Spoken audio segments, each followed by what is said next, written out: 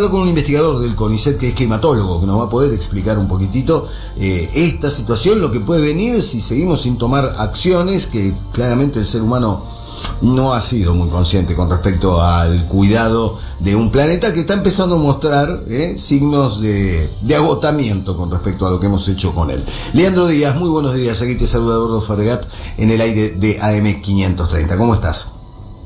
Muy buenos días, bien. ¿Usted? Bien, acá, bueno, con esta clase de preocupaciones, ¿no? Lo que decía recién, ¿no? Ese temor que pateábamos para adelante, de bueno, algún día, parece estar acá, ¿no?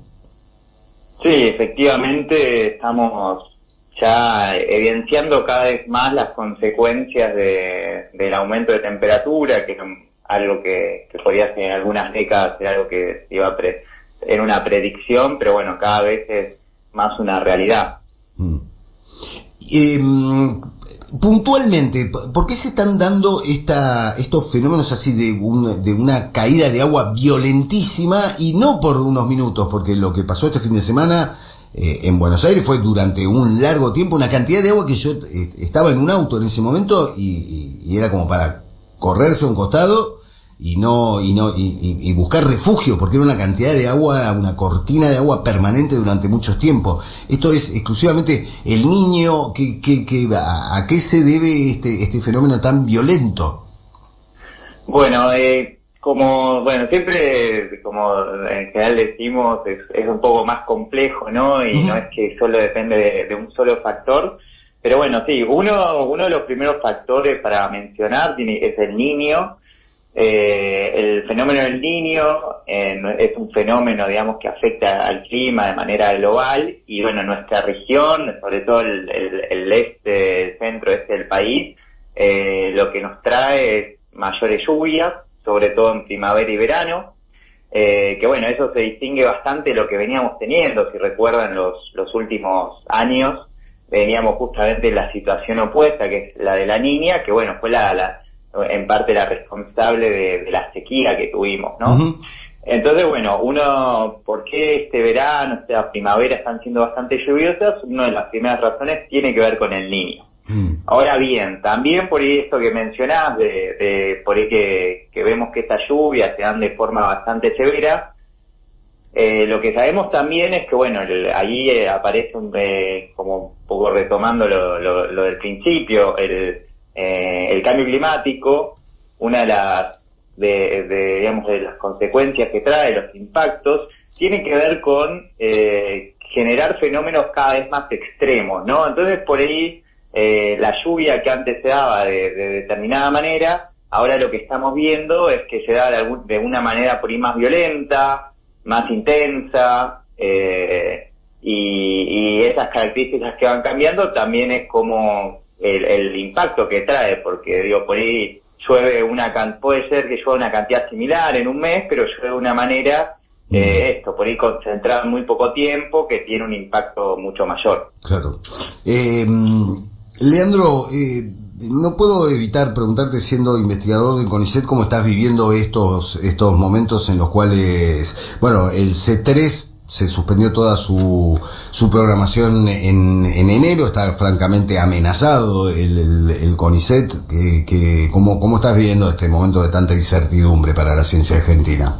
Y realmente con mucha preocupación, ¿no? Todos en los lugares de trabajo, otros compañeros, digamos, del sector de ciencia también, no solo del CONICET, estamos viendo con mucha preocupación, el Servicio Meteorológico también, que bueno, por eso colegas que tenemos bastante cerca, se está viendo con mucha preocupación todas estas recientes medidas, cómo están impactando en la actividad. Esto que mencionabas también es muy triste ver que no esté abriendo el museo, el Centro Cultural de la Ciencia, que tiene una función importante, ¿no?, de acercar lo que le llamamos la cultura científica a la comunidad, despierta vocaciones entre los más jóvenes. Y bueno, para mí una de las cosas más preocupantes es que de alguna manera hace como más difuso el panorama para que investigadores jóvenes se quieran, sumar, digamos, a dedicarse a la investigación, al desarrollo, que bueno, creo que coincidimos que es fundamental, digamos, para un país que soñamos más próspero, o más soberano, ¿no? Claro. Entonces, la verdad se está viendo con mucha preocupación y también por ahora también con bastante incertidumbre con qué va a pasar, qué no, y cómo se va a ir desenvolviendo. Además se ha demonizado mucho, ¿no?, al investigador del CONICET. Ha habido una campaña muy malintencionada alrededor de lo que hacen los investigadores del CONICET, ¿no? Una mirada de esta chanta que no, que eso también ha debido ser un elemento angustiante para ustedes que laburan en la investigación y también que abona el terreno a esta mirada de, bueno, ¿para qué tenemos un CONICET? Sí, totalmente. O sea, por ahí ahora que uno mira redes sociales o bueno, también se escuchan comentarios incluso a veces en los medios, que la verdad que sobre todo por ahí a la gente más joven que por ahí está decidiendo un poco su futuro y eso también empieza a generar como mucha esto, ¿no?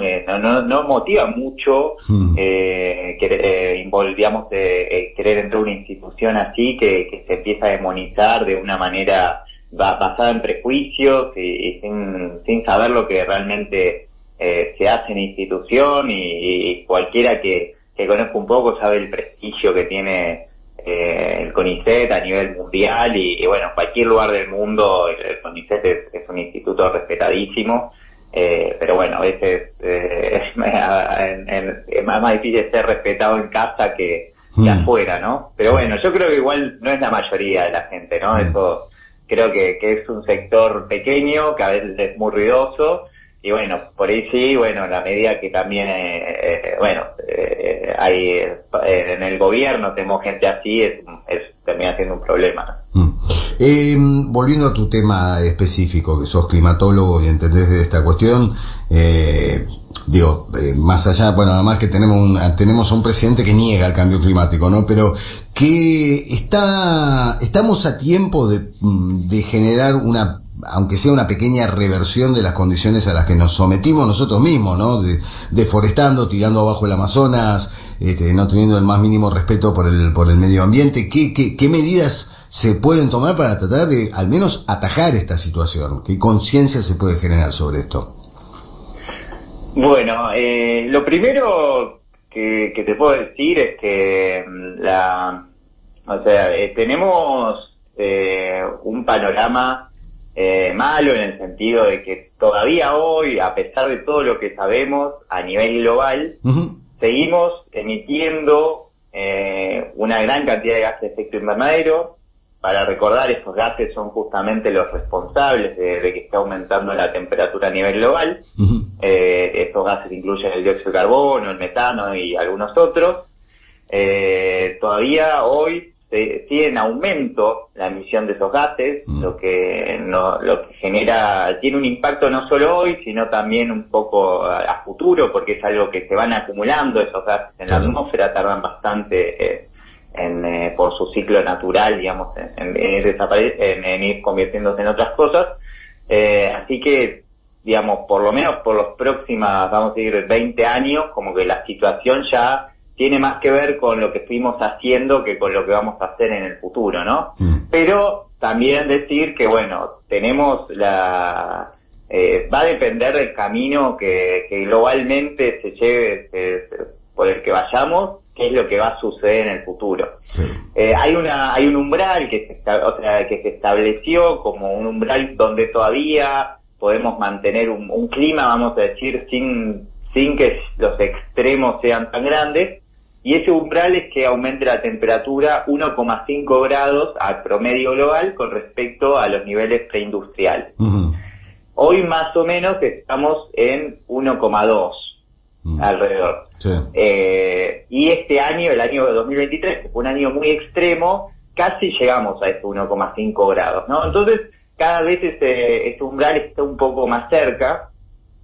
Y digamos, los últimos informes del panel intergubernamental de expertos de cambio climático lo que nos dicen es que, bueno, que todavía se puede llegar a mantenernos en ese umbral, pero lo que se requiere es una ambición mucho más grande en todo lo que tiene que ver con la mitigación del cambio climático, es decir, con la reducción de esos gases. Y ahí entra, bueno, el cambio a energías más limpias, o sea, hoy en día la matriz energética a nivel mundial es mayormente dependiente de carbón, petróleo y gas. Claro. Y bueno, justamente esos tres son los principales responsables, digamos, de el uso de esos tres elementos, son los principales responsables del aumento de estos gases de efecto invernadero. Entonces, y también, bueno, también para que tampoco pensemos que esto es sencillo, tengamos en cuenta que, bueno, es cómo se estructura la economía a nivel mundial. Por eso también es muy problemático esa transición.